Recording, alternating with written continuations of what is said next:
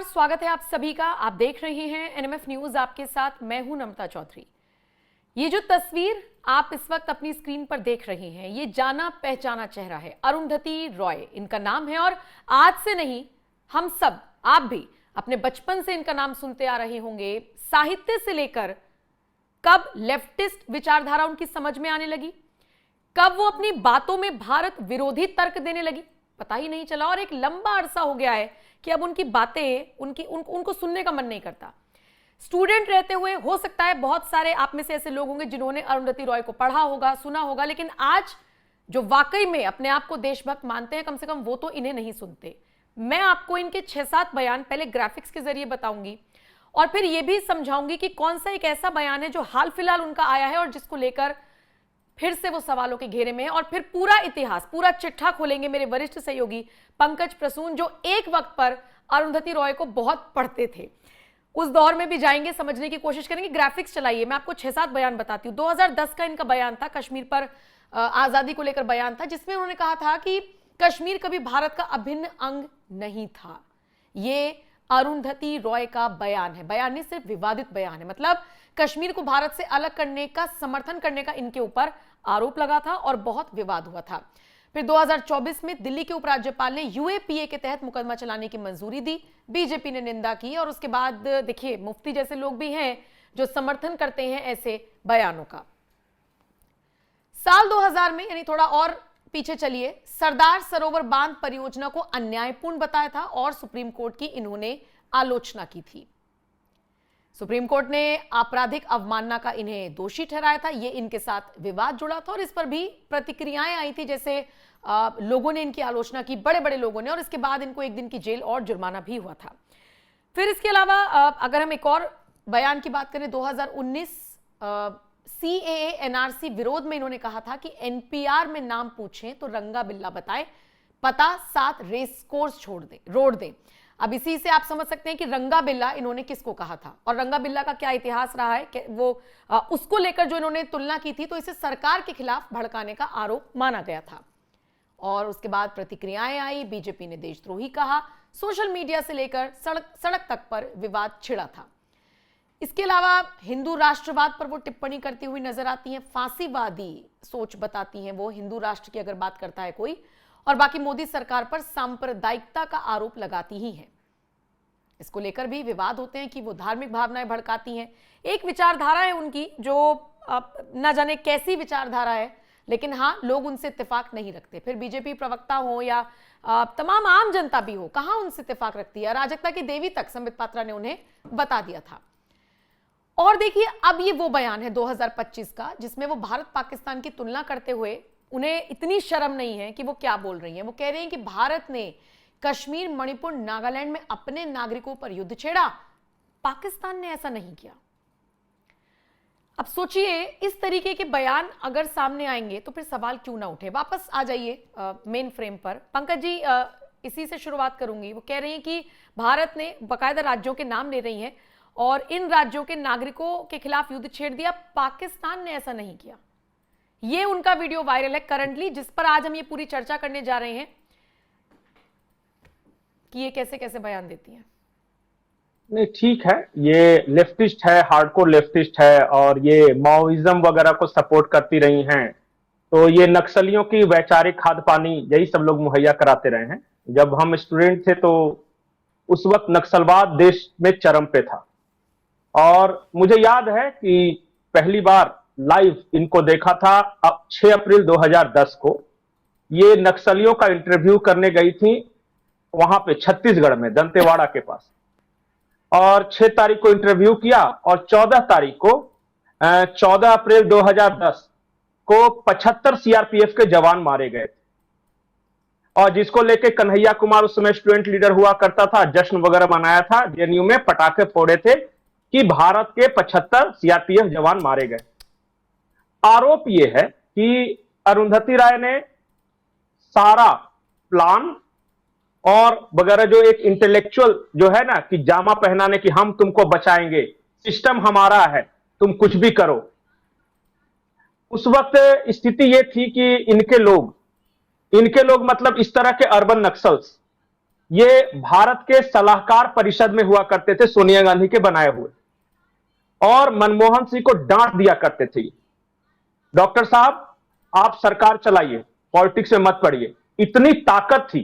कहने का मतलब यह है कि ये लोग, ये अरुणा रॉय एक थी, अरुंधति रॉय थी, और ये एक स्वामी अग्निवेश हुआ करते थे उस वक्त, मेधा पाटकर हुआ करती थी, और एक तिस्ता सितलवाड़ थी। ये सबका समझिए कि भारत में रुतबा था। इन लोग मंत्री डिसाइड किया करते थे, और नई दिल्ली के, लुटियंस दिल्ली के बंगलों में उस वक्त रात रात भर पार्टियां हुआ करती, जिसमें शराब शबाब सब कुछ चलता था, और उसकी ये सब रौनक हुआ करते थे।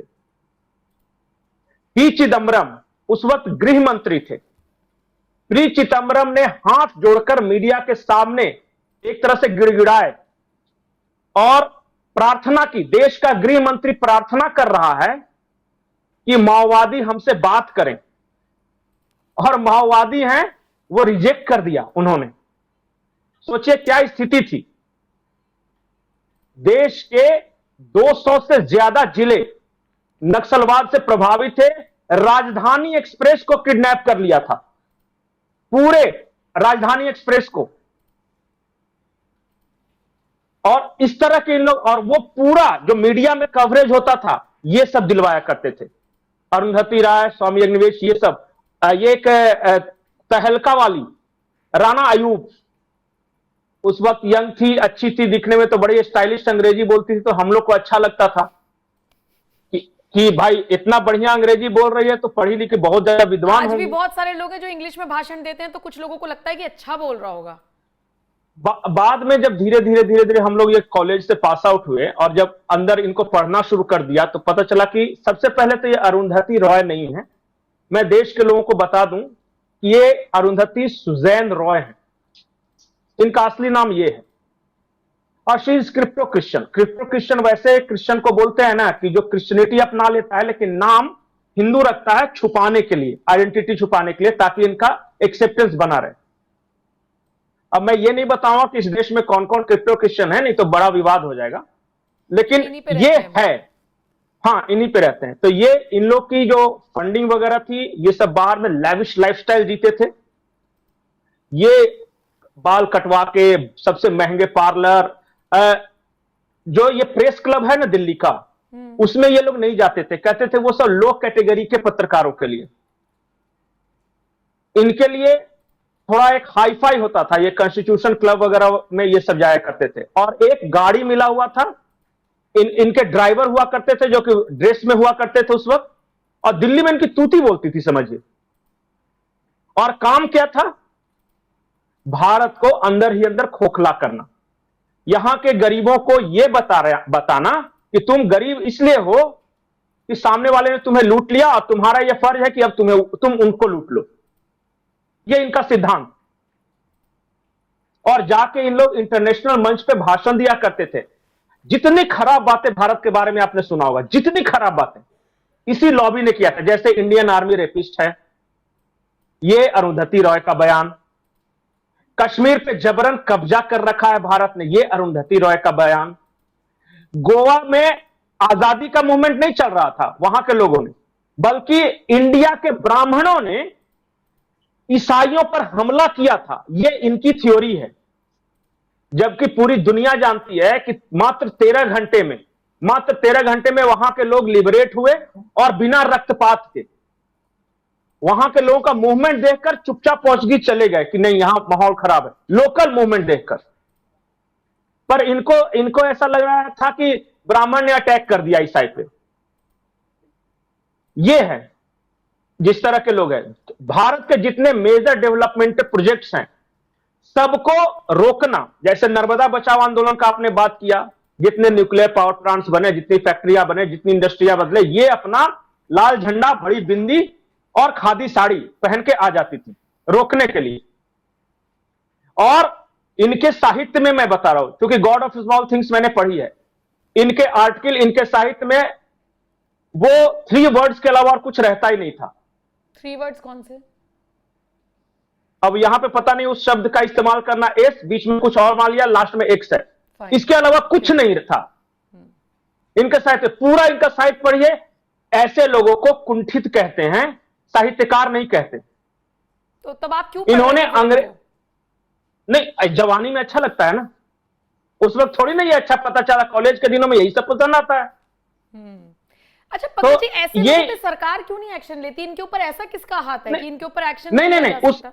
हेट उस स्पीच वक्त या सरकार, भारत विरोधी, या अब जैसे ये जो बयान है कश्मीर को लेकर, या आपने इंडियन आर्मी का जिक्र किया, केस चलते हैं फिर छूट जाते हैं, कुछ लंबा केस या कुछ ऐसा एक्शन जो बाकी लोगों को सबक मिले कि भारत में रहकर भारत विरोधी आप कैसे गतिविधियों में इन्वॉल्व हो सकते हैं?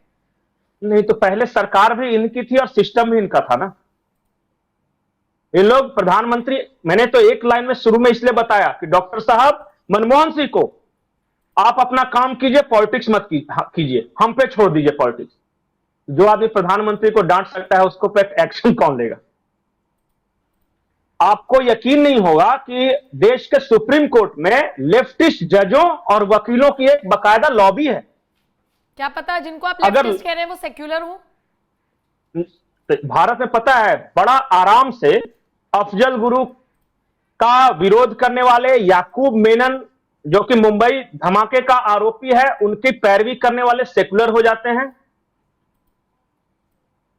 और बस सेक्युलर होने की एक ही शर्त है, आप राम कृष्ण सनातन वगैरह को गालियां दे दो, आप अपने आप सेक्युलर हो जाते हो। और इन्होंने दी है लिटरेरी। राम शराबी था, एक नेता ने बयान दिया साउथ के, उनकी पैरवी में ये सब बोले हाँ हाँ हाँ हाँ शराबी था, मैंने दारू पीते देखा है, ये इनका काम था। ये लोग इस तरह के लोग हैं। भगवान श्री कृष्ण वुमेनाइजर थे, ये अरुंधति रॉय का बयान। ये सब इस तरह से डिमीन करते थे, मतलब बदनाम करते थे।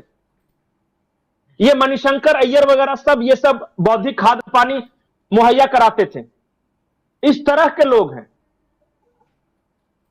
ये लोग। मतलब ऐसे हैं जो कि ये कह रहे थे कि सनातन में जो ऋषि थे वो रेपिस्ट थे। ये सब इन्होंने मैं इनके बयान बताने शुरू कर दूं ना, और लोगों की आस्था को यही बात मैं बोल रहा हूं। ये और मैं इसलिए कह रहा हूं कि अगर मैं इनके सारे बयान, इनके सारे साहित्य में जो लिखा है ना बता दूं ना, तो बोलने लायक नहीं है। लेकिन सरकार भी इनकी, सिस्टम भी इनका। आज पता है इनकी स्थिति क्या है? इनमें से बहुत सारे लोग अपने नेटवर्क का इस्तेमाल करते हुए विदेश चले गए हैं और विदेशी मैगजीनों और अखबारों में अब भारत के खिलाफ लिख रहे हैं। और जो यहां बच गए, जो गरीब टाइप के लेफ्टिस्ट थे, यहां बच गए, तो यहां पे वो इसी तरह का काम कर रहे हैं। ये सब हाईफाई लोग थे, इनका इंटरनेशनल नेटवर्क थोड़ा अच्छा था, तो ये अलग अलग देशों में बैठ के और इन्हीं के आर्टिकल को आज भारत में ये दिखाया जाता है कि देखो वाशिंगटन पोस्ट ने क्या लिखा है, ये देखो न्यूयॉर्क टाइम्स ने क्या लिखा है, ये देखो भारत के बारे में कितना खराब लिख रहा है। वो नहीं खराब लिख रहा है, ये लोग जाके खराब लिख रहे हैं। ये है पाकिस्तानी अखबारों में ये इंडिया के बारे में बुरा लिख रहे हैं। इस तरह के लोग हैं ये। आज देखिए ये बाहर चले गए, इस देश से नक्सलवाद भी खत्म हो गया, उस इलाके में सुख समृद्धि भी आई। आज इस देश के हर गरीब के खाते में कम से कम लाख रुपए जरूर हैं, दौड़ जाके देखिएगा तो।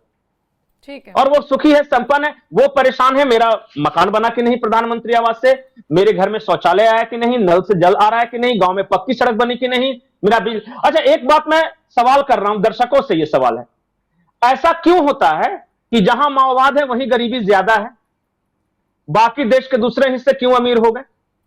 सोचिएगा जरूर। और दूसरी बात कि जिन राज्यों में गरीबों की सरकार है, मतलब सो कॉल्ड, उन्हीं राज्यों में गरीबी क्यों है?